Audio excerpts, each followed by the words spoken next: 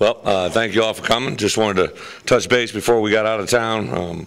I've been very excited about our kids, just the approach that they've had. I thought yesterday's practice, just encompassing the whole fall, might have been one of our better practices, just tempo, clarity. Because of the length of the preparation here, it's really been nice to just kind of install bits and pieces. I thought we approached December very, very well with our coaches. It gave us a maximum time on the road with our recruits, but able to come in and balance that up with a little time. And now, since the dead period started that last Sunday, to just have a focus with our kids, to have that go through the finals week. We've basically got our entire game plan in, offense, defense, special teams, and kids have really responded very, very well.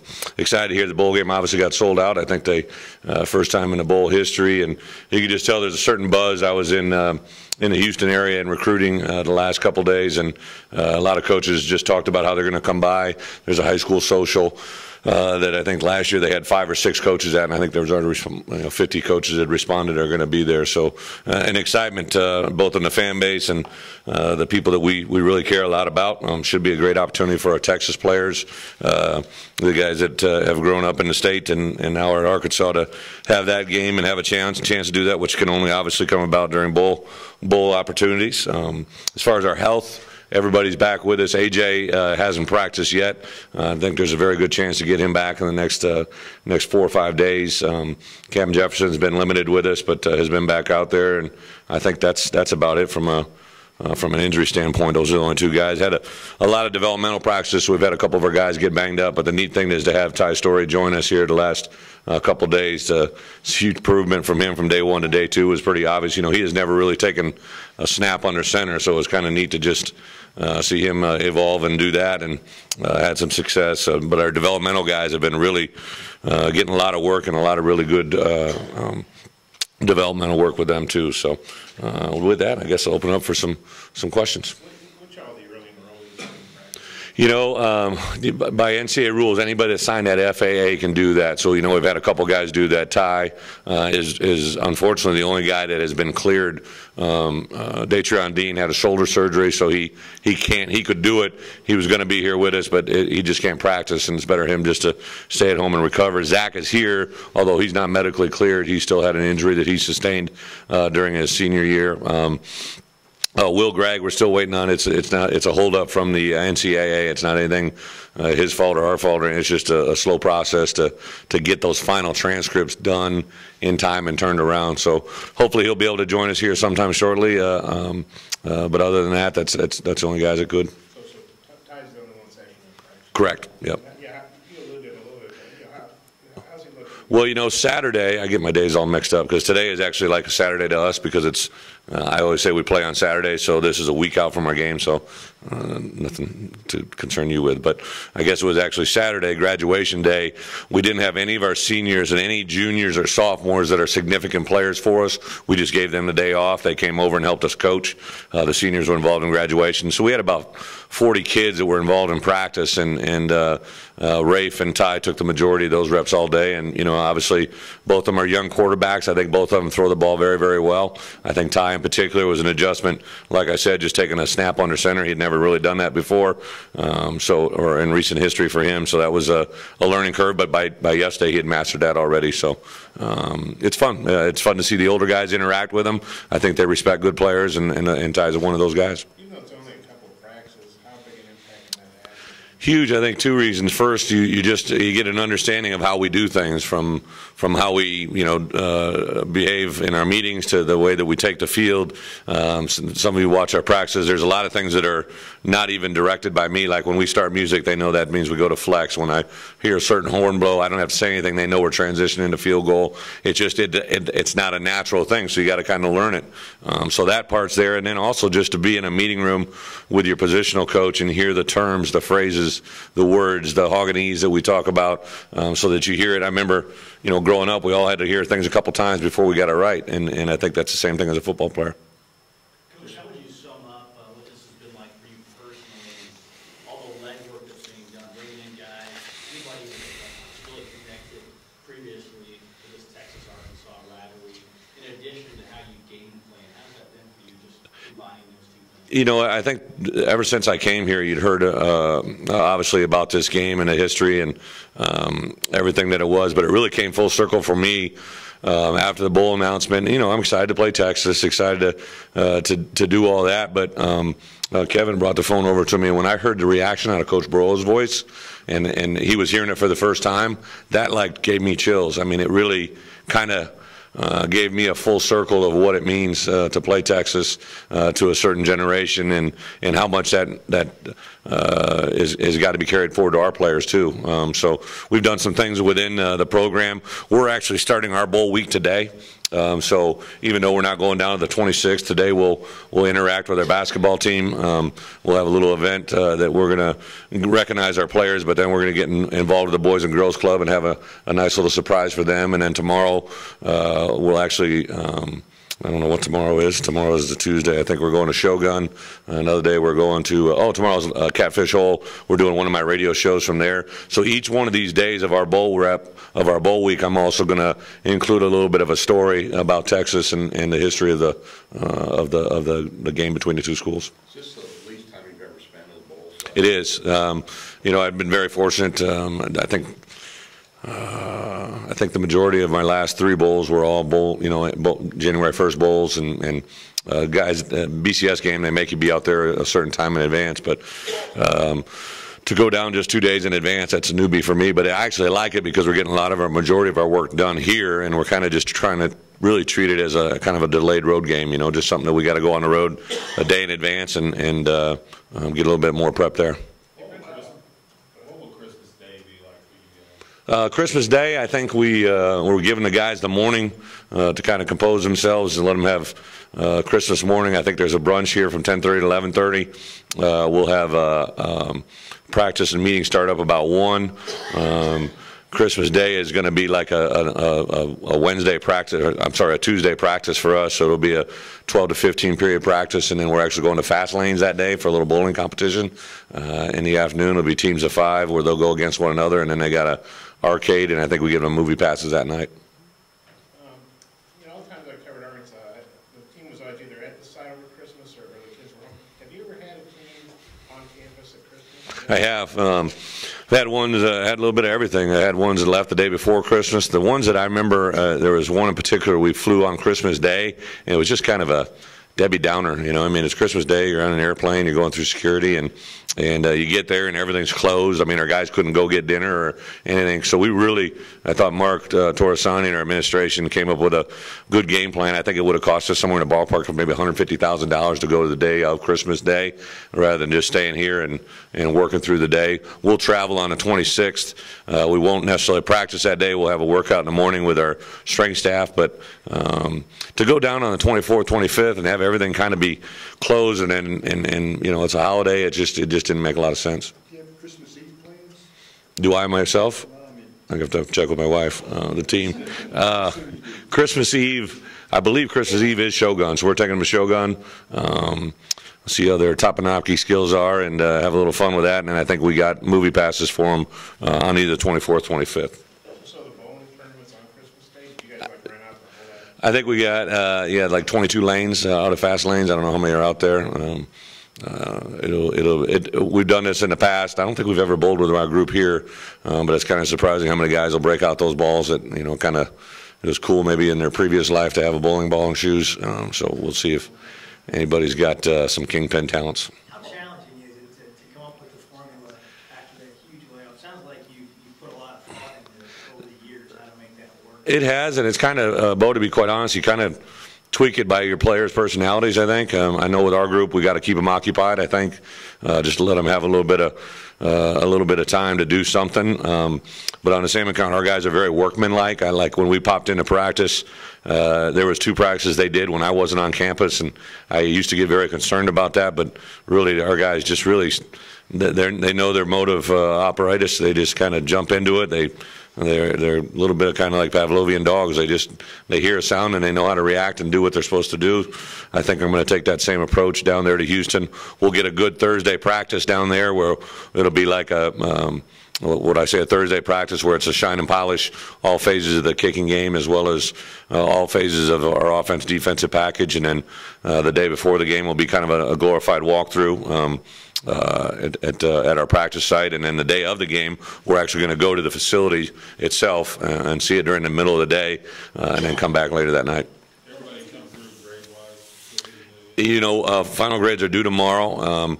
We'll have a meeting on Christmas Eve day with our academic staff, but I think everything does look out to be, you know, usually you got a couple guys you're kind of sitting on the fence with. I think there was one guy that supposedly sent an email that didn't get through, but that was really the only concern that I got right now of guys. As far as start to finish, is Jared Collins one of the most? I think, Nate, that'd be a good one. You know, if you look at most improved, I would say he'd make a pretty strong case for that from last year to this year, but also just from game 1 to game 12. I thought, you know, we're on him and Kevin Richardson to eat. The only thing they got is they're a little light in the tail, and that's going to be a big off-season challenge. But Jared is extremely intelligent, very, very focused young man. He's a kid that is very task and goal oriented. So I think you really saw that progress, and you combine that with the way Clay teaches. I think that's why we had such a big jump there. Coach, it seems like one of the similarities between you and Coach Strong is the way you connect and motivate your players. Can you talk about how you've seen him have success at Texas through doing that?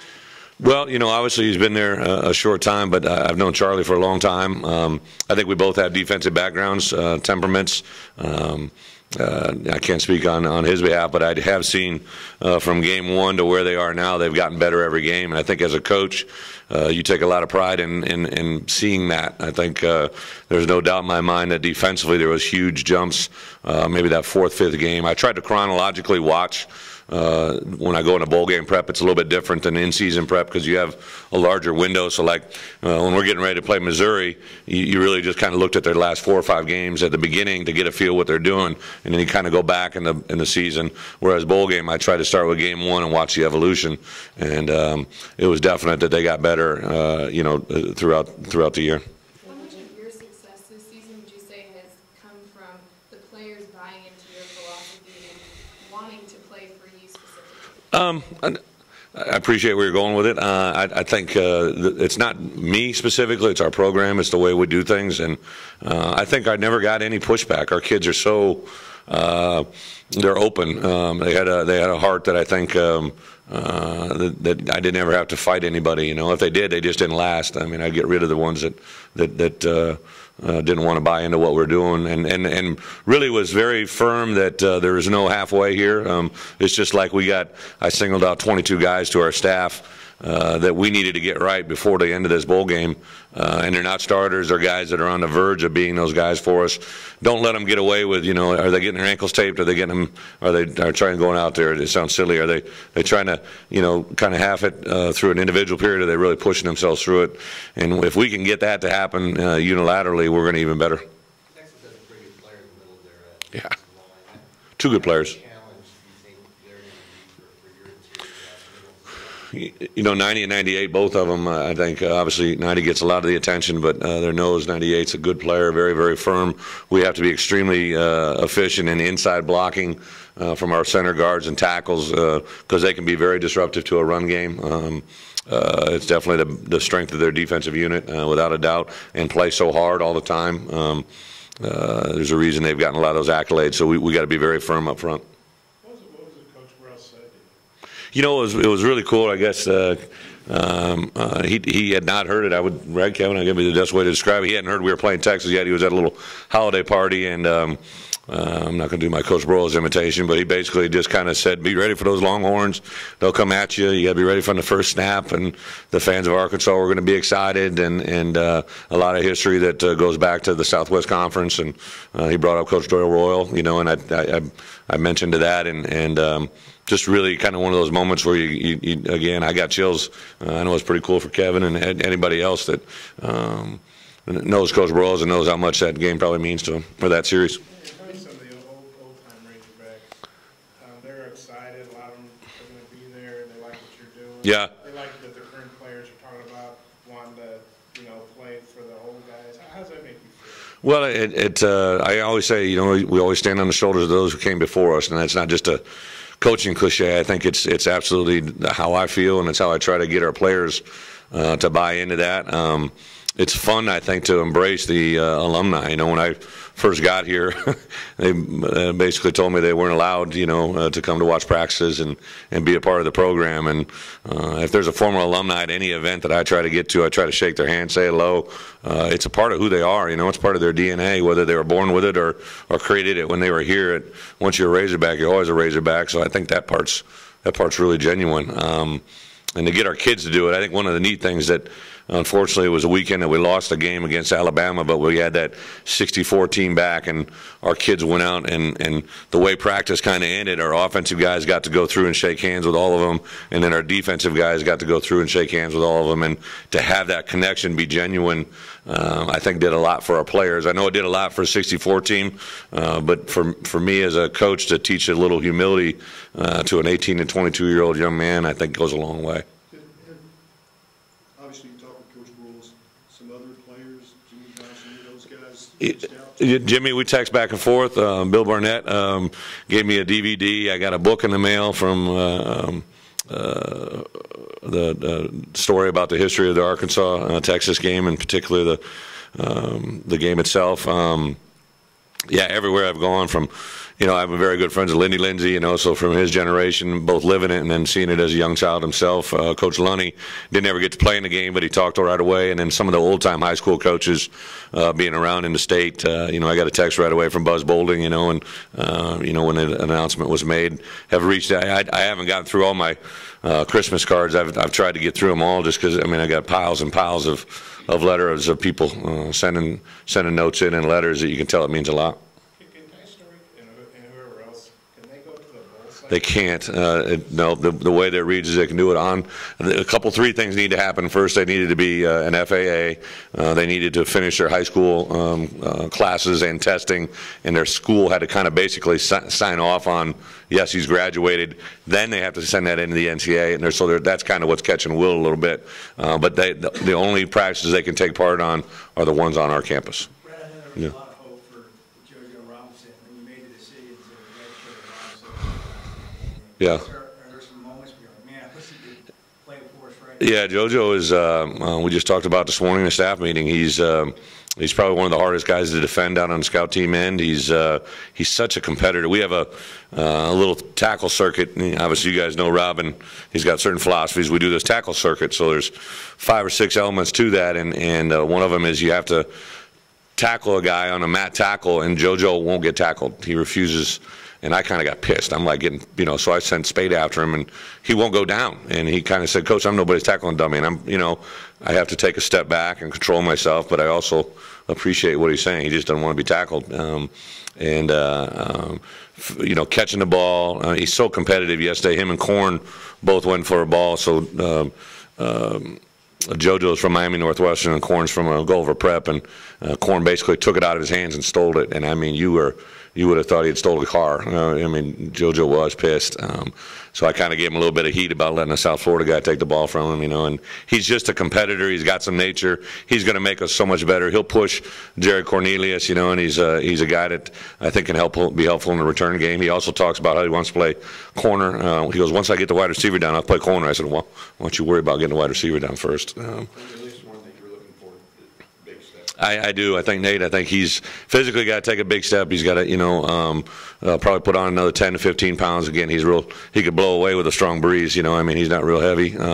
I think he really instinctively gets football. He understands the competitive nature of it and the environment he grew up in. But he needs to play well within our system. And I think our young DBs are very talented. How happy are you with him as a power? Cornelius. Oh, Jared Cornelius. I'm sorry, you're talking about Jared Cornelius. I'm talking about Cornelius Floyd.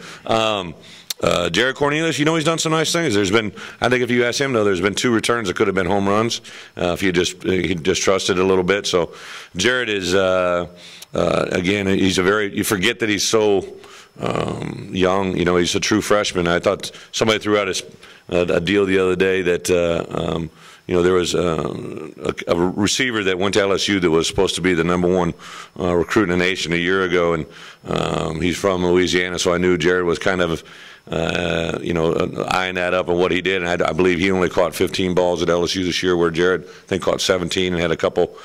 So it's about what you do when you get there. And I think Jared is just scratching the surface about what he's going to do when he's here. With Nerby, would you say he's questionable, I'm going to talk to him today just because I've kind of left him alone. The big man got engaged, so he's he's got certain things going on in his life. I told him until we got to this kind of week out from game prep, let's just worry about you getting yourself healed up after the surgery, and so I'm going to talk to him today, and if there's a role he can fill, then we'll do it. If not, he's got a very, very bright future ahead of him. I don't want to push it in any way to, set back anything he's got going in the future. Coach, the redshirt players, you talked about JoJo, but how about Armand and Yeah. Yeah. If you want me to go through, I can go really easy. Up front, Armand Watts has been a very, very pleasant surprise. And to some of you guys that covered Jake Hall in high school football, Jake Hall now weighs 258 pounds. He looks like a different human being. He still hasn't said 3 sentences to me yet since he's been here. He don't talk much, but he looks great. I think Armand and Jake have had a really nice fall. They've taken advantage of the opportunities they've gotten at the linebacker position. Obviously, Dwayne Eugene and Kalia Hackett and Randy Ramsey have played a little bit, but those guys have really continued to develop during developmental practices. And in the back end, probably the one guy that redshirted we all can't wait to see is Santos Ramirez. I mean, he looks like an NFL safety type kind of guy. He's extremely physical. We got to calm him down all the time during practice. A really, really effective player. On the offense side of the ball, Brian Wallace, and Frank Ragnow jump out. Frank got some playing time, got some recognition this year, but Brian Wallace on a couple plays, he looks like he's as good as anybody could be. If he doesn't know what he's doing, he gets a little bit lost, but he's tall, he's physical, he's big, he's put on about 30 pounds. He weighs 330 pounds now. I think he weighed 300 when he came here, so he looks like a different guy. At the tight end position, Jack Krause has gone from 255, 260 when he got him here down to 238. He kind of went bodybuilder on us, but he shed off some good weight, and he caught a nice seam route yesterday from Ty that was pretty impressive catch. So I think he's really doing some nice things. And then on the perimeter, we already talked about JoJo, and then in the backfield, two Little Rock guys, Tyler Colquitt and Juwan Day. I had a feeling they're going to be pretty good. Tyler Colquitt is very impressive. He's very explosive. He knocked a guy out of the ring the other day. We did a little what we call hog drill, and he kicked a living somebody pretty good. And then J-Day has been a little banged up with an ankle, but boy, when he's in there and he hits a crease, he's pretty impressive. You mentioned Ramirez looking like a safety. Is he playing safety? Well, he's playing a little bit of both, corner and safety, and I think the more I'm around it, the more those guys get corner experience, the better off we're going to be. But to be quite honest, he can play corner, but he has safety size, and he's got that ranginess to him. So we're kind of letting him during developmental practice stay at that corner. He plays safety a lot of times on the look team, but we'll definitely make that decision depending on where we're at after the winter. Because if I understand this correctly, recruits in Houston can come watch you practice, but you can't. Correct. Baby steps. Baby steps. Yeah, it's kind of just it's because it's a dead period and we're not supposed to have contact. For instance, like even our guys that Will or the guys that have signed FA. I got a couple guys here local that they can't come watch us have bowl practice. It just kind of blows my mind, but I get it. I understand why they do it. They got to make some rules up, but that one's been in place for a long time, so it's probably not going to change just because it's probably too easy to. It'd be too much of a recruiting advantage for the schools because most of the bowl games are played in the South. So I could see why there would be a pushback from schools up north. What does Ty bring? You see, look good throwing the ball. You know what? He brings he brings a lot of the same things that Rafe brings, a lot of the same things that Austin and BA bring. They come from a great family. Shane, his dad, is a old ball coach. AD now at Charleston, and they have raised an incredible kid. It was a learning moment for me, who has no children. Shane and Ty and I were sitting there on his official visit, and his mom was sitting there, and I said, "Boy, you got a different change coming. You're going to be, an empty nester here." And she starts crying, and I'm like, "Great move, Bret." Shane looks at me. He's like, "Smooth." But You know, to me, it's actually warming to see that reaction. You know, because I think there's sometimes a kid's leaving a home and he's just leaving a place where he lived. You know, but when you got a kid that's leaving a home that knows what that means, usually that transcends into what they feel here. You know, first time Ty came in the huddle, Jim saw the same thing because we talked about it afterwards. First thing he did, he came in, he put his hand on his left shoulder and he put his other hand on his near wideout and just went in the huddle like he owned it. You know, and that stuff is that's born in him. That was innate quality and trait that he just automatically walked in with, and that's pretty fun to watch. Well, yeah. I think so. You know, Bob, he unfortunately, the injury was like, I want to say the first or second game, and it was real significant, but one that is a very good recovery from. So, you know, he's a bowling ball butcher knives. I mean, he's a thick, strong young kid, you know, so he's healed very well. Everything they've asked him to do, I know he's done it. So I think he'll be limited in the beginning of our winter conditioning, but the goal is to have him 100% ready for spring drills.